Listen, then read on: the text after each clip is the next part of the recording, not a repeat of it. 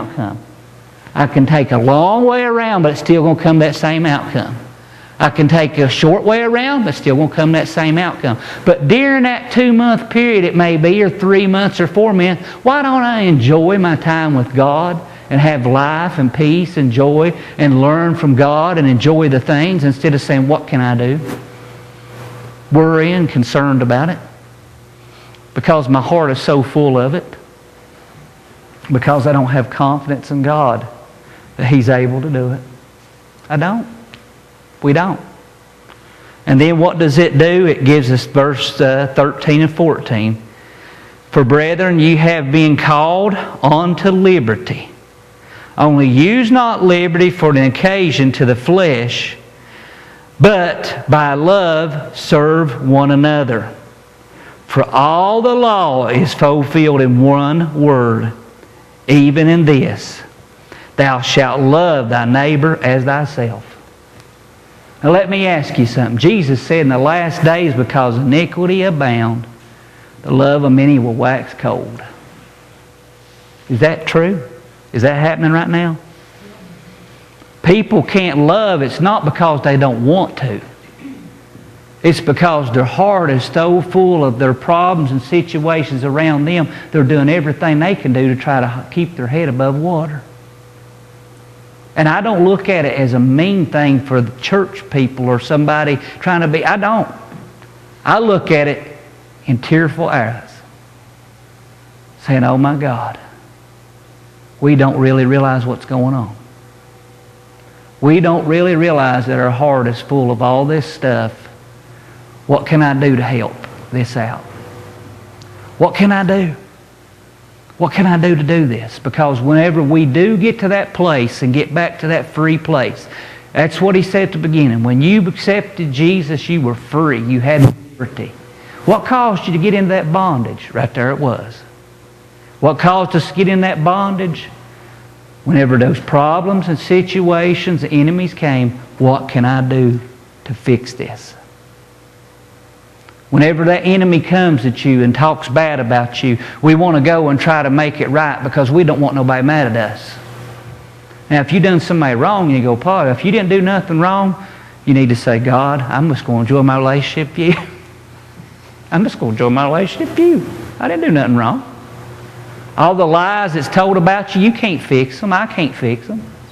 There ain't a thing we can do. But the Bible just said that God will take care of it. That's what it says. But if we go out trying to explain, we go out trying to do, saying, well, if I go out and tell this one over here, they'll tell that one, and man, this all be fixed, and they'll realize I didn't make a mistake. You want to know what it's going to do? It's going to add to your lies and make you look worse than you've ever looked. You made it worse.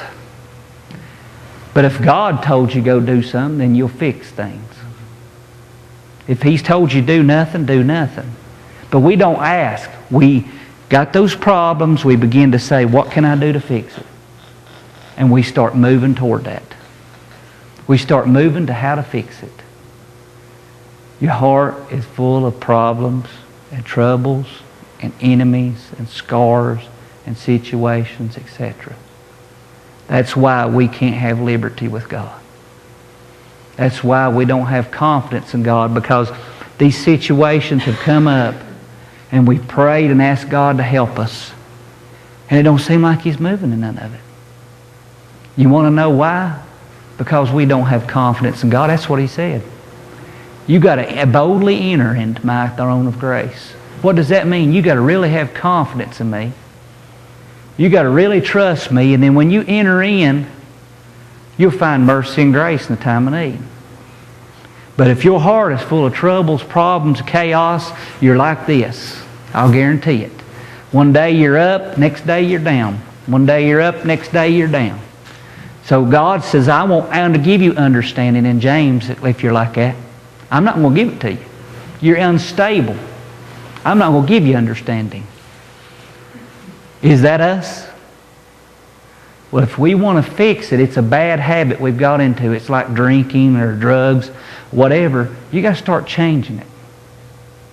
You got to start, whenever a situation comes, don't think, what can I do? Have confidence in God. and enjoy your relationship with Him. That's what He wants you to do every day. He wants you to have a fun time with Him in a relationship, even with all the heartache that's out there. You can still have joy. Paul did it in prison. You can have joy, I'm telling you. You can have peace in the worst problems going on.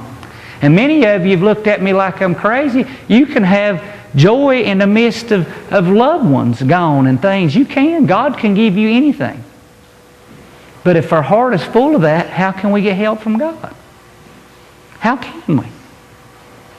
And a young girl comes up with liberty to want to serve God and ask God in the middle of a church service when most of us will sit back and we told you God's not going to come get you. You're going to have to come get it yourself. You're going to have to come get it. So how do I know that sometimes we got to leave people alone? 1 Timothy chapter 1, verse 20. Paul, a man that wrote most books in the Bible, said this about two men. Forgive me pronouncing their names. 1 Timothy chapter 1, verse 20, it says, "Of whom is Hymenaeus and Alexandra, whom I have delivered unto Satan, that they may learn not to blaspheme." What does that mean? He quit. He quit trying to help them. He quit trying to go places. He backed off and said, let Satan have his way with them, because he's seen the big picture. He said, they're going to hit the bottom somewhere and they're going to serve the Lord and they're going to thank me when they're in heaven. Even though right now they're going to hate me because, Sandy is talking about I've helped people and I've prayed them through and helped them. And finally I had to say, you've got to do it yourself. Sometimes you got to turn people over.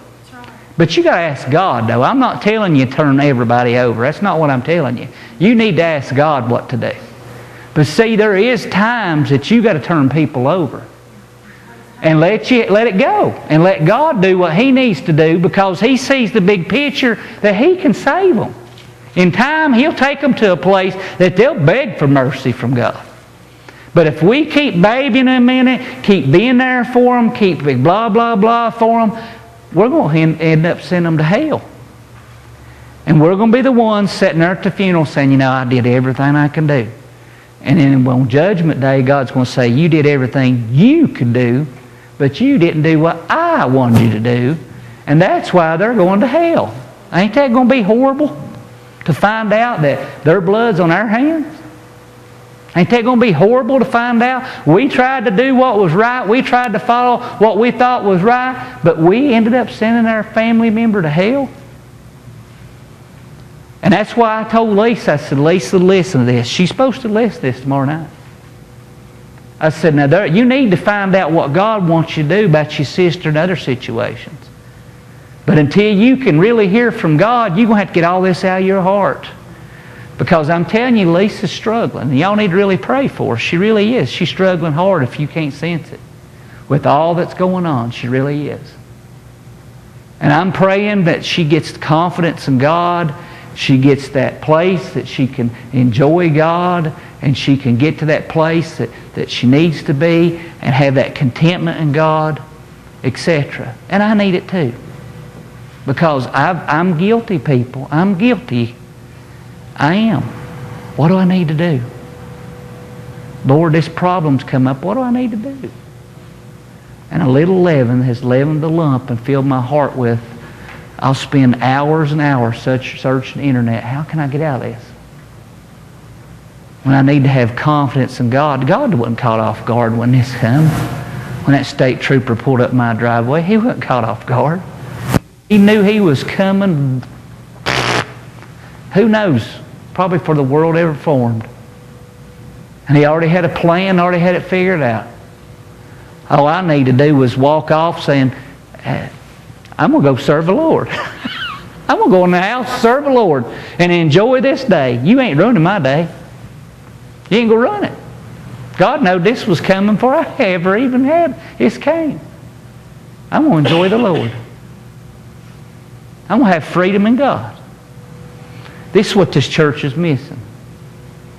It's missing liberty. It's missing freedom.